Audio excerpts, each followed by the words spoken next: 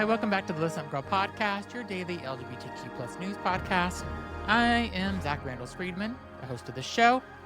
Today is day 21 of Pride Month 2026, and we are in the final stretch of June, and the community is showing up in the streets, in courts, and honestly everywhere that matters.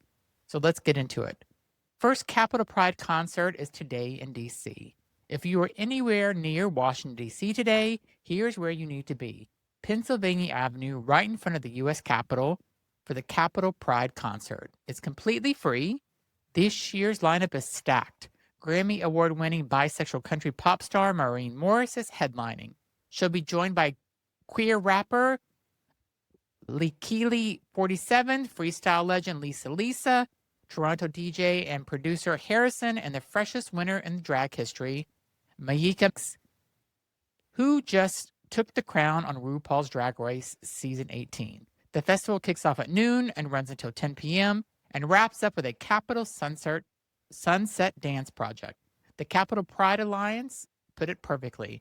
In a moment when LGBTQ people are being challenged across the country, the Capitol Pride concert is a space where our community is fully seen and heard. This is exactly the energy we need right now, right in front of the building where so many of the attacks on our country have been signed off on. Go and be loud, be proud, and give the establishment something to see. Next, we go to Chicago Pride Fest wraps up 25th anniversary. While D.C. is celebrating on Pennsylvania Avenue, a neighborhood in Chicago is closing out day 2 of the 25th annual Chicago Pride Fest, and it was massive. A 2-day street festival took over Halsted Street this weekend, with 3 stages of live music for drag shows, the beloved Proud Pet Parade, a teen pride space, and more than 150 food, art, and merchandise vendors. Headliners this year include Durand, Bernarr, and G-Flip. Chicago Pride Fest is not to be confused with the city's main Pride Parade. That's coming June 28th. But this weekend had just been the community's warm-up. The full parade is officially themed Be Free to Be Proud, with the Puerto Rican Cultural Center leading the procession, and a nod to the intersection of heritage, housing, and LGBTQ advocacy. So mark your calendars.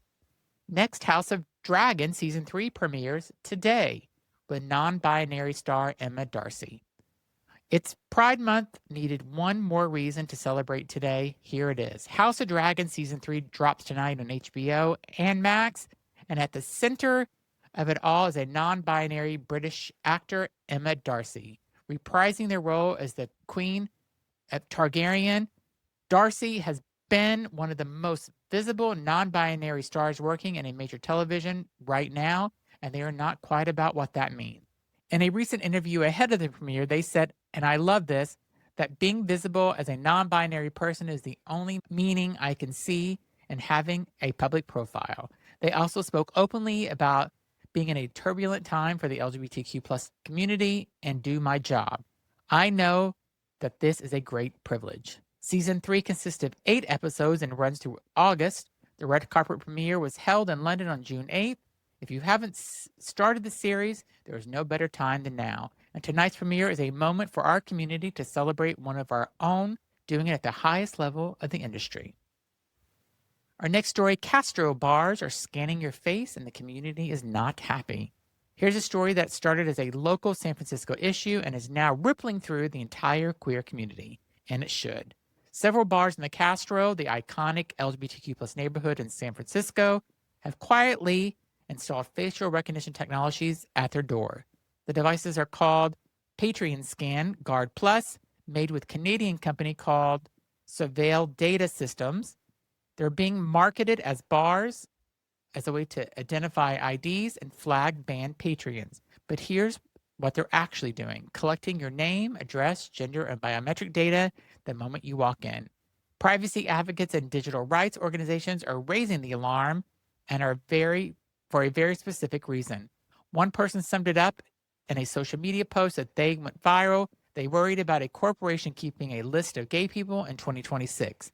The framing hit home for a lot of people in our community.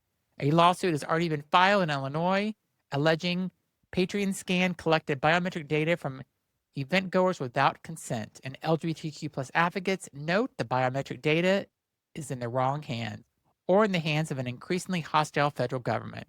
possesses unique risk for queer people.